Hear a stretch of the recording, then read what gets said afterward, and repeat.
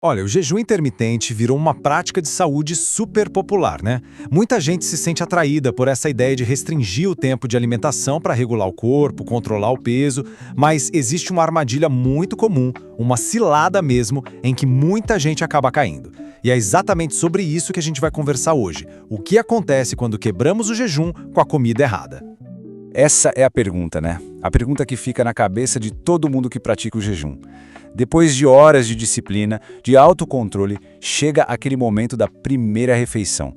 E olha, a escolha que se faz nesse exato momento, ela é absolutamente crucial. Ah, essa sensação é super familiar, não é? Quem nunca passou por isso? A pessoa fica horas ali, jejuando certinho, se sentindo bem, com aquele sentimento de dever cumprido e de repente, pá! Bate um desejo incontrolável por uma pizza, uma batata frita, um doce. É uma verdadeira batalha interna entre a disciplina e a vontade imediata. Então vamos lá. Entender essa armadilha é o que pode literalmente salvar todo o esforço feito. A chave de tudo está em compreender por que essa primeira refeição depois do jejum é tão, mas tão decisiva. O ponto central é exatamente este. Escolher uma refeição cheia de açúcar, gorduras ruins, calorias vazias, logo depois de um período de jejum, não só para o progresso, como pode ser, na verdade, bem prejudicial. Pensa assim, é como correr uma maratona e, bem na linha de chegada, tropeçar de propósito. Não faz sentido, né? Para a gente entender bem o porquê disso, tem uma metáfora que é perfeita, a de imaginar o nosso corpo, depois do jejum, como se fosse uma esponja bem seca.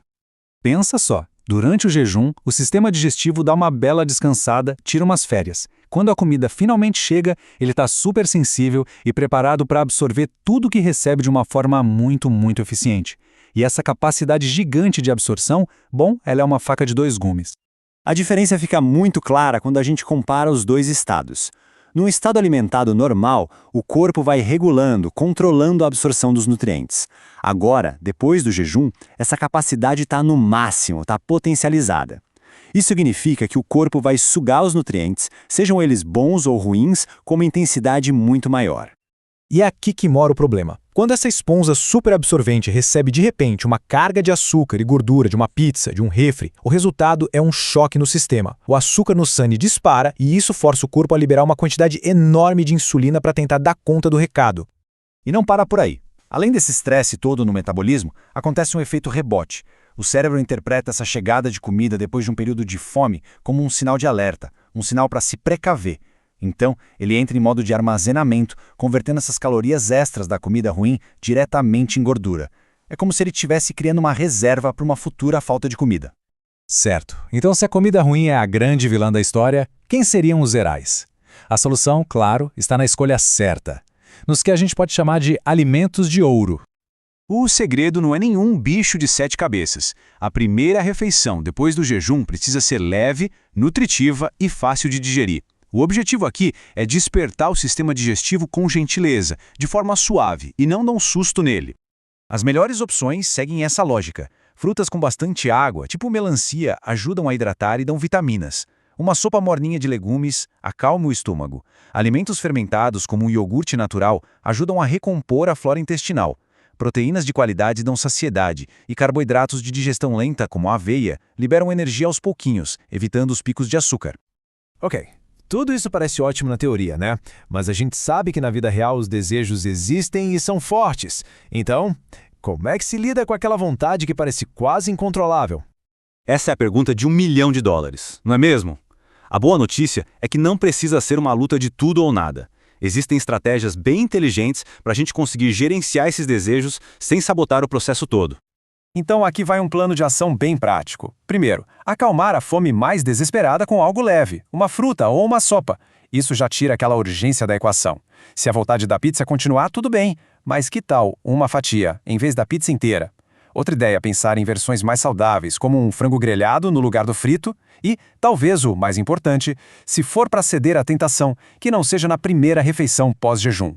Deixa para um momento em que o corpo não esteja tão sensível. No fim das contas, o segredo vai muito além de uma única refeição. A verdadeira transformação, aquela que dura, acontece quando a gente adota uma visão de longo prazo. É fundamental ter isso em mente.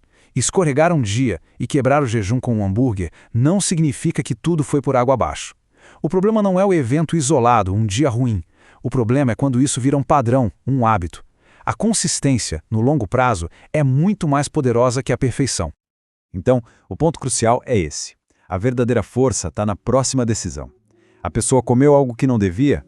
Tudo bem, acontece. Respira fundo e planeja a próxima refeição para ser uma escolha melhor.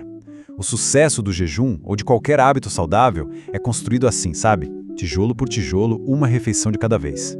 E para fechar, fica essa reflexão. Não é sobre culpa ou restrição, é sobre consciência. Sabendo agora como o corpo funciona e o impacto gigante que a primeira refeição tem, a pergunta fica no ar. Fica como um convite para uma decisão mais consciente, mais alinhada com os próprios objetivos da próxima vez. No final, o poder da escolha é o que realmente importa.